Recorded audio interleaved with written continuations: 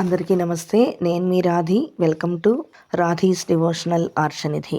శ్రీధర గోవింద రాధ మనోహర యాదవ నాయక మేలుకో, రాధవధుమణి రాజిల్క నంపింది సందేహము విని మేలుకో, కృష్ణ మేలుకో. చూస్తుండగానే ధనుర్మాసం మొదలై ఈ రోజుకి 10 రోజులు అవుతోంది. ఈరోజు 10వ పాసురము 5వ గోపబాలికను నిద్రలేపడానికి అని చెప్పేసి ఆండాళ్ గోష్ఠి అంతా కూడా వచ్చి ఉన్నారు. ఇక ఆ 10వ పాసురం ఏమిటో తెలుసుకుందాం. நோற்றுச்சுவர்க்கம் புகுகின்ற அம்மனாய் மாற்றமும் தாராரோ வாசல் திறவாதார், நாற்றத்துளாய் முடிநாராயணன் நம்மால் போற்ற பறை தரும் புண்ணிய நாள், பண்டொரு நாள் கூற்றத்தின் வாய் வீழ்ந்த கும்பகர்ணனும் தோற்று முனக்கே பெருந்தியில் தான் தந்தானோ, ஆற்ற அனந்தலுடையாய் அருங்கலமே తేట్రమాయ్ వందు తిరవేలోరెంబావాయ్. ఈరోజు పాసురం యొక్క అర్థాన్ని తెలుసుకోవడానికని ప్రయత్నం చేద్దాం. ఆండాళ్ తల్లి యొక్క సంకల్పం అందరూ కూడా కలవాలి. ఈ భూమి మీద ఉన్న వాళ్ళంతా ఒక్కటే, ఏ ఒక్కరూ కూడా మంచిని వదులుకోవద్దు అనేదే అమ్మ ఔదార్యం. ఒక్కొక్కరిని లేపుతూ మనతో పాటు చేర్చుకుని ముందుకు సాగుతుంది ఆండాళ్ తల్లి. అందరూ కలిసి ఆ పరమాత్మను పొందాలి అనేదే ఆండాళ్ తల్లి యొక్క కోరిక. శ్రీకృష్ణుడి వద్ద వ్రత పరికరాల కోసం అందరూ కలిసి వెళ్ళాలని కోరుతూ ఒక్కొక్క గోపబాలికను లేపుతూ ఈరోజు 5వ గోపబాలికను గోష్ఠిలో చేరుస్తోంది. పైకి మనకి గోపికలు కృష్ణుడు కథగా కనిపించినా మనుష్యులుగా మనలోని జ్ఞాన వికాసం ఎలా ఉండాలి అనేది చెప్పడమే అమ్మ యొక్క లక్ష్యము. మానవ జీవితం అంటేనే సుఖదుఖాల నదీ తరంగాలుగా వచ్చేటటువంటివి. అంటే ఒకదాని వెంట ఒకటి సుఖం వెనక కష్టము, కష్టం వెనక సుఖము వస్తూనే ఉంటాయి. సుఖమైన దుఃఖమైన అవి ఎప్పటికీ కూడా నిలిచి ఉండవు. అవి ఎలా మారినా కూడా మనము మాత్రం మనలాగే ఉండాలి, అస్సలు మారకుండా ఉండాలి. సుఖ దుఃఖాలు వచ్చినప్పుడు మనలో జరిగే ప్రక్రియని ఎలా క్రమబద్ధం చేసుకోవాలో భగవద్గీతలో శ్రీకృష్ణ భగవానుడు చెప్పాడు. మన మానసిక ఏకాగ్రత చెడకుండా ఎలా ఉండాలి అనేది కూడా చెప్పాడు.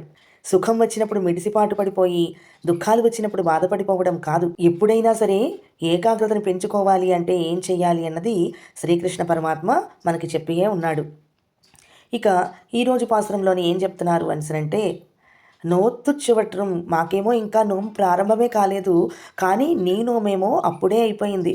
ఎందుకంటే నీకు ఫలితం ముందే దొరికిపోయింది కదా. నిద్రలో హాయిగా నువ్వు స్వర్గంలో ఉన్నట్టుగా ఉన్నావు. ఎప్పుడు అలా అంత నిద్రపోతాం మనం హాయిగా, మనకి ఏ టెన్షన్స్ లేకుండా ఉన్నప్పుడు, మనం అనుకున్న కార్యం జరిగిపోయినప్పుడు మాత్రమే మనం ప్రశాంతంగా పడుకోగలం కదా. అందుకని ఎప్పుడైతే ఈ గోపబాలిక ప్రశాంతంగా పడుకుందో అంటే నీకు ఫలితం దొరికిపోయింది. శ్రీకృష్ణుడు నీ వద్దనే ఉన్నాడు, ఇంకా కృష్ణుడు ఎవరికి లభిస్తే ఏమిటిలే అని చెప్పేసి నువ్వు ఉన్నావు. ఇక నీకు ఆ కృష్ణ భగవానుడు లభించేసాడు. ఇంకప్పుడు ఇంకా ఇతరమైన ఆ నోము కోసం కావలసినటువంటి వ్రత పరికరాలు ఇంకా నీకెందుకు? అందుకనే నువ్వు చక్కగా పడుకున్నావు. అమ్మనాయ్ అని పిలిచారు, ఓ యజమానురాలా అని పిలిచారు. ఎందుకంటే వీళ్ళ యజమాని అంటే ఎవరు? సుఖించేవాడు కదా. వీళ్ళందరికంటే ముందే ఆవిడ పొందేస్తుంది కదా సుఖాన్ని. అందుకనే ఆవిడ సుఖంగా నిద్రపోతుంది. అందుకనే మాకందరికీ కూడా యజమాని వంటి రాలివి అని చెప్పేసి, ఓ యజమానురాలా, అసలు యజమాని అంటే ఏమిటి? ముందు వాళ్ళతో పాటు ఉండే వాళ్ళని సుఖింపజేసి ఆ తర్వాత తాను సుఖపడాలి కదా. నువ్వేమో ముందే సుఖపడిపోతున్నావు. మాట్రముందారారో, ఒక్క మాటైనా మాతోటి మాట్లాడరాదా? వాసలు తెరవాదార్, తలుపులు తర్వాత తీద్దువులే, కానీ నువ్వు లోపల నుండే అసలు మాట్లాడొచ్చు కదా. నీవేమో భాగవతోత్తమురాలివి, నిన్ను సేవించుకోవడం ముఖ్యం. నిన్ను శ్రీకృష్ణ సేవ నుండి మేమేం వేరు చేయటం లేదమ్మా. నువ్వు ఒక్క మాట మాట్లాడితే చాలు, అదే మాకు ప్రాణం కాపాడుతుంది. ఎందుకంటే జ్ఞానం పొందాలనుకునే వ్యక్తికి మహానుభావుల యొక్క వాక్కే మొదటి రక్ష. వీళ్ళు ఏమనుకుంటున్నారు? కృష్ణుడు లోపల ఉన్నాడు అని చెప్పి వీళ్ళు అనుమానిస్తున్నారు. ఇంకా ఆవిడేమనుకుంటుంది? అబ్బే లేడు అని చెప్పినా కూడా వీళ్ళు వినరు, వీళ్ళు తప్పు పడతారు అని చెప్పి ఇంకా ఎందుకులే ఏమీ మాట్లాడకుండా ఊరుకుంటే మంచిది కదా అని చెప్పి ఆవిడ ఏమీ లోపల ఉన్న గోపబాలిక ఏమీ పలకట్లేదు. లోపల కృష్ణుడేమీ లేడు అని అన్నట్లుగా ఆమె వీళ్ళని అసలు పట్టించుకోవటం లేదు. వీళ్ళేమంటున్నారు? నాట్రత్తులాయి ముడి, లోపల ఉండేవాడు మనస్వామియే. ఎందుకంటే తులసిని ధరించిన వాడు కదా. తులసిని ధరించిన వాడు కదా మన స్వామి. ఎవరికి ఆపద వాటిల్లినా రక్షించడానికి ఆయన పరుగు పరుగున వస్తాడు కదా! అలా పరుగు పరుగున వస్తాడు అనే సూచికకు గుర్తుగానే తులసి మాలను ధరిస్తాడు. మాకు ఆ తులసి వాసన వస్తోంది. శ్రీకృష్ణుడు నీ దగ్గరే ఉన్నాడు అంటున్నారు. అప్పుడు ఏమంది ఇంకా లోపల గోపబాలిక, అయ్య బాబోయ్! మీరు నా మీద ఇలాంటి అభాండాలేమి వేయకండమ్మా. ఇక్కడ ఏ తులసి మాలలు లేవు. ఇక్కడ ఏ కృష్ణస్వామి లేడు. చూడండి తలుపులు వేసే ఉన్నాయి. ఇంకా కృష్ణుడు ఎక్కడి నుండి వచ్చేస్తాడు అనేసనంది. అంటే అప్పుడు వీళ్ళేమంటున్నారు, నారాయణన్. ఆయన ఎవరు? నారాయణుడు, సర్వవ్యాపకుడు, అంతటా నిండి ఉన్నవాడు ఆయన. సకల చేతన అచేతన వస్తువులన్నిటికీ కూడా దానిపైన వ్యాపించి ఉండేవాడు. ఆయనకి తలుపులు మూసి ఉన్నాయి, తలుపులు తీసి ఉన్నాయి, ఇవి వీటితోటి ఏమీ సంబంధం లేదు. అలాంటి వాడికి అన్ని చోట్ల వ్యాపించి ఉన్న వాడికి ఈ తలుపులు ఒక అడ్డ. నమ్మాల్ పోట్రప్పరై తరుం పుణ్యనాల్. దేవతలకే అందని స్వామి మనలాంటి సామాన్యులందరికీ అందేవాడు ఆయన. ఎందువలన అందుతున్నాడు? పుణ్యనాల్. మన పుణ్య ఫలము చేత మనలాంటి సామాన్యుడికి అందుతున్నవాడు. పుణ్యాన్ని ఇచ్చే ఉదారుడు ఆయన. అందరికీ అందాల్సిన వాడమ్మా. నీ ఒక్కరి దగ్గరే ఉంచుకుంటే ఎలాగా? నీ ఒక్కరి దగ్గరే ఆయన ఉంచేసుకోవడం సబబా అని అడుగుతున్నారు. పండొరు నాள் కూట్రత్తిన్ వాయ్ వీళింద కుంభకర్ణను. ఇంకా ఏమంటున్నారు?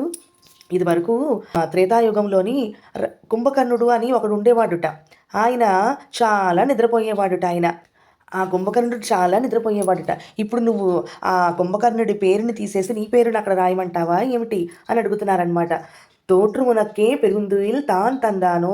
మేము ఇంతగా చెబుతున్నా నువ్వు వినట్లేదు అనిసరంటే నువ్వు ఆ కుంభకర్ణునితోటి నిద్రలోని పోటీ ఏమైనా పడుతున్నావమ్మా అనిసరని అంటున్నారు.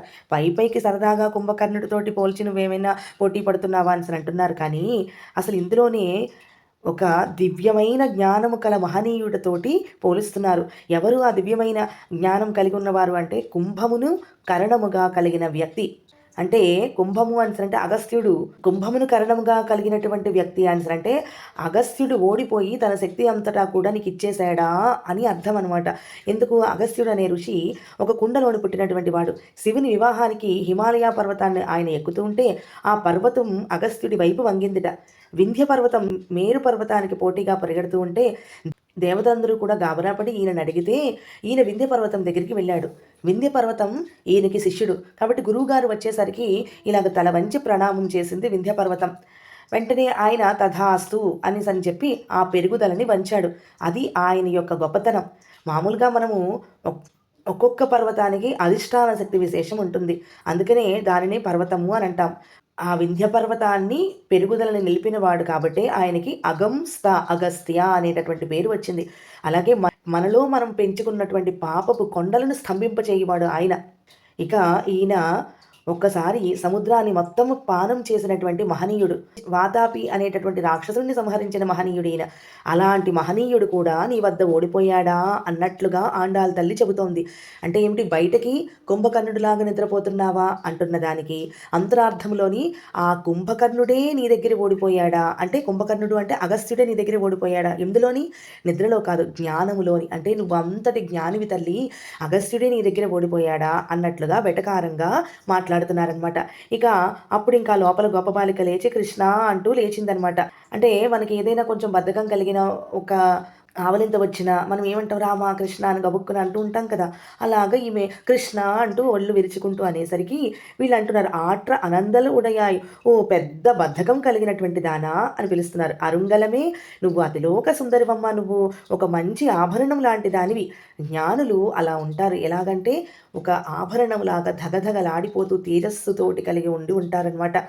తేట్రమాయి వండు తెరవేలో రెంబావాయ్. అమ్మ తొందరగా నీ బట్టలు అవి సర్దుకుని గబగబా రామ్మ అనిసని పలుకుతున్నారు. ఎందుకంటే మనం నిద్ర లేచిన వెంటనే మన బట్టలు ఎలా కొంచెం చెల్లా చెదురుగా ఉంటాయి కదా. అందుకని ఆ బట్టలు అవి సరిగా సర్దుకుని తొందరగా రామ్మ, మనము ఆ తిరుప్పావై వ్రతం చేయడానికని స్నానం ఆచరించడానికని వెళదాము అని చెప్పి ఈనాటి గోపబాలికని నిద్ర లేపింది ఆండాళ్ళ తల్లి. మళ్ళీ మనం రేపటి గోపబాలికని లేపడానికి సిద్ధంగా ఉండి రేపటి పాసరంలో కలుద్దాం. ఆండాళ్ తిరువడిగలే శరణం.